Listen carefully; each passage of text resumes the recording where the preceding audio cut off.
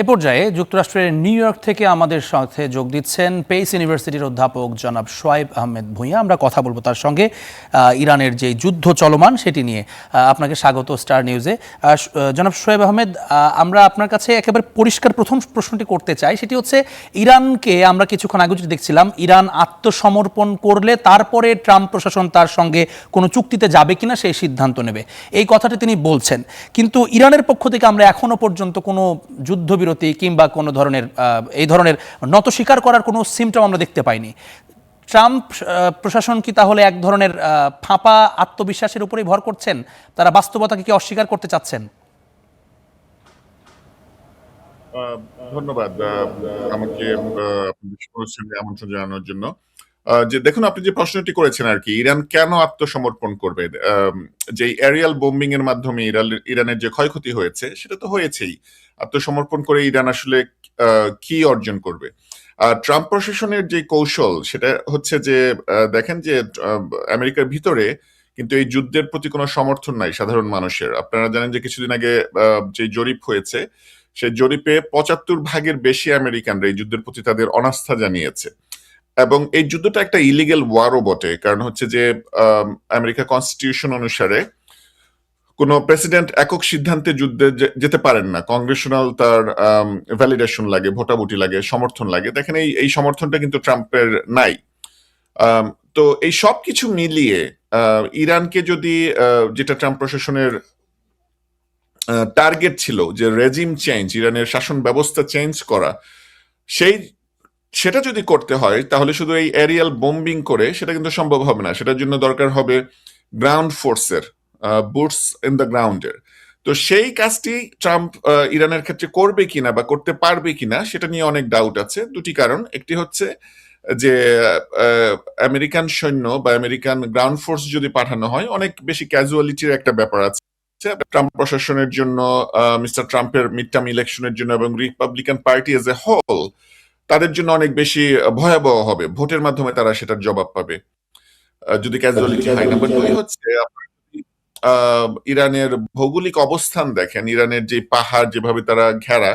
আফগানিস্তানে প্রায় ২০ বছর আমেরিকান সৈন্যরা অবস্থান করেও যখন চলে এসেছে, তার কিছুদিনের মধ্যেই কিন্তু পূর্বের যারা তালেবান লিডাররা ছিলেন তারাই আবার রাষ্ট্র ক্ষমতায় এসেছে।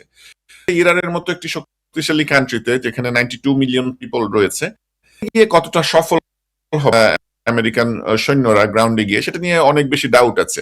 তো সবকিছু মিলিয়ে ইরান কেন আত্মসমর্পণ করবে, এখানে ইরানের জন্য কি আছে সেটা নিয়ে প্রশ্ন আছে। তো আপনি যেটা বলেছেন, আমার মনে হয় ট্রাম্প মেন্টাল গেম খেলতে চান, একটা মনস্তাত্ত্বিক স্নায়ুযুদ্ধ চালাতে চান, এবং সেটির জন্যই তিনি বলছেন যে ইরানকে আত্মসমর্পণের কথা। বাস্তবিক অবস্থা তা না।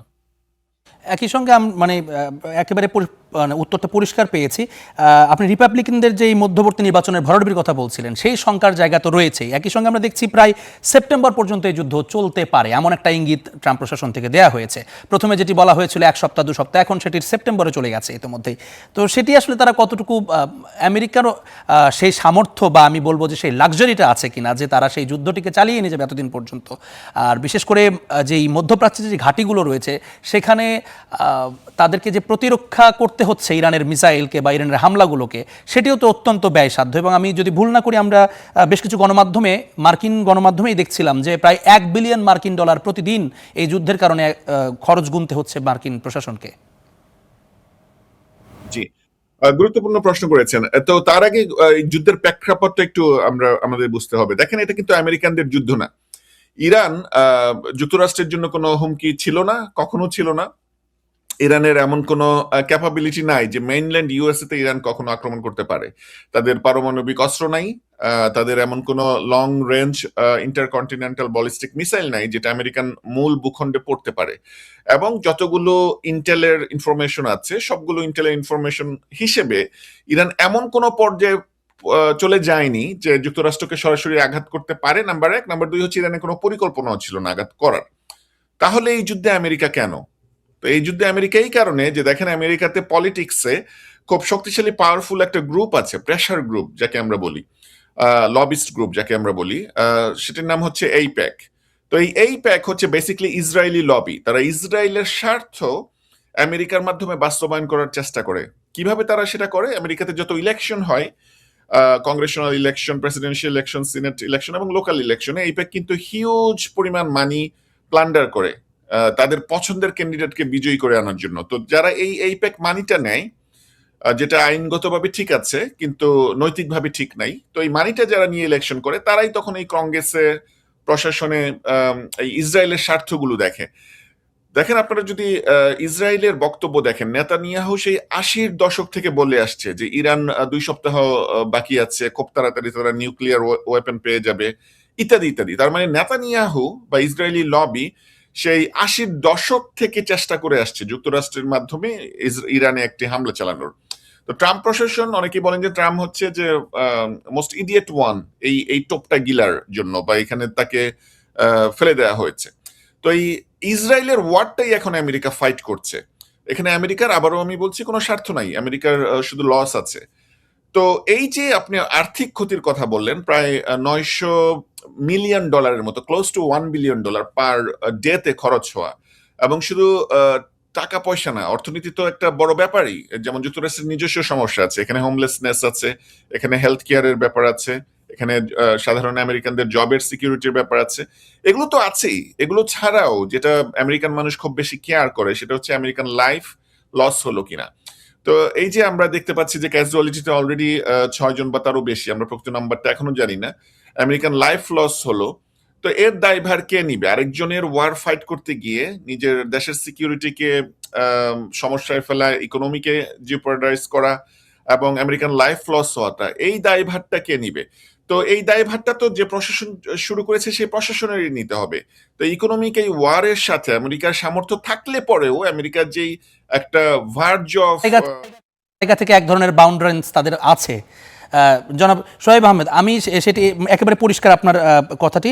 আরেকটা বিষয় যেটি আপনি অবতারণা করেছেন কিছুটা, এটি আসলে আমেরিকার যুদ্ধ নয়, এবং আমরা গতকালকে সোশ্যাল মিডিয়াতে একটা ভাইরাল ভিডিও দেখেছি, সেটি হচ্ছে খ্রিস্টান ধর্মগুরুদের নিয়ে একটা প্রার্থনা করছেন ট্রাম্প, সেখানে আছেন, এবং আমরা বিভিন্নভাবে ষড়যন্ত্র তত্ত্বের কথা বলি কিংবা থিওলজিক্যাল ব্যাখ্যার জায়গায় বলি যে ধর্মীয়ভাবে যে জায়নিস্ট মুভমেন্টের কথা আমরা শুনি, সেই জায়গাতে একটা ধর্মযুদ্ধে কি রূপ নিচ্ছে বা শেষ পর্যন্ত সেই দিকে এগোনোর একটা মানে ছায়াপথ তৈরি হচ্ছে কিনা? সুন্দর প্রশ্ন করেছেন, এবং দেখেন আইরনিটা দেখেন, আমেরিকা এবং ইসরায়েল এতদিন ধরে কি বলে আসছে যে Iran is ran by radical lunatics, religious lunatics. তারা ইরানকে বলছে যে তারা মোল্লাতন্ত্র, সেখানে তারা ধর্মীয় ফ্যানাটিক্সরা দ্বারা ইরান চালাচ্ছে। আবার অপরদিকে আমরা কি দেখতে পাচ্ছি, আপনি যে ঘটনাটা উল্লেখ করলেন, হোয়াইট হাউসে খ্রিস্টান পাস্টররা গিয়েছে, সেখানে ট্রাম্পের গায়ে হাত রেখে তারা প্রার্থনা করছে। তারপর আমেরিকান সেনাবাহিনী থেকে ইন্টারনাল কিছু নিউজ এসেছে, সেখানে যারা কিছু সেনাবাহিনীর কমান্ডাররা, সেখানে তারা তাদের ধর্মগ্রন্থকে উদ্ধৃতি করে বলছেন যে এই যুদ্ধের মাধ্যমে জিজাস বা ঈসা আলাইহিস সালাম আবার রিট্রাইভ হবেন, ইত্যাদি ইত্যাদি। এবং ইসরায়েলের সাইড থেকে নেতানিয়াহু অলরেডি এই যুদ্ধকে অপর পক্ষকে, মানে ইরানিয়ান বা মুসলিম পক্ষকে তারা বলেছে অ্যামেলেক, যারা তাদের ধর্মগ্রন্থ অনুসারে অ্যামেলেক মানে হচ্ছে নারী, পুরুষ, শিশু এবং তাদের পোষ্য প্রাণী সহ হত্যা করা তাদের জন্য জায়েজ বা ঠিক আছে। তো এই যে দেখেন যে আমরা একদিকে বলবো যে ইরান হচ্ছে মোল্লাতন্ত্র, তারা ধর্মীয় ফ্যানাটিক, তারা ধর্মান্ধ, অপরদিকে আমরা মানে আমেরিকান সাইড বা ইসরায়েলি সাইডরা তারা তাদের ধর্মীয় এলিমেন্ট গুলোকে প্রভোক করবে এরকম একটা ইলিগেল ওয়ার, অনৈতিক ওয়ার চালিয়ে যাওয়ার জন্য। এই আইরনির জবাব কি হবে? এই হিপোক্রেসির জবাব কি হবে? তো আমি আপনাকে যেটা বলতে চাই, দেখেন যে প্রতিটা দেশের জনগণ এবং সরকার কিন্তু আলাদা। এই ট্রাম্প প্রশাসন যেহেতু সে রিপাবলিকান বা কনজারভেটিভ পার্টি, এই কনজারভেটিভ পার্টির একটা এলিমেন্ট কিন্তু হচ্ছে ইভেঞ্জেলিক্যালস, বা আপনি যেটা বলতে পারেন ধর্মীয় ফ্যানাটিক। তো তারা বিশ্বাস করতে পারে এবং তাদের সমর্থিত একটি রিপাবলিকান পার্টি বা ট্রাম্পের সরকার যেহেতু এখন ক্ষমতায়, আপনারা এই ধরনের কিছু এলিমেন্ট দেখতে পারেন, এটা অস্বাভাবিক কিছু না। কিন্তু most majority of American people এই ধরনের ধর্মান্ধতা থেকে অনেক দূরে, এবং তারা যখন জেগে উঠবে বা এটা যখন একটা কনসার্নিং পর্যায়ে যাবে, এটা ধর্মীয় যুদ্ধ বা এই ধরনের হওয়াটা কোনো অবকাশ আমি দেখি না।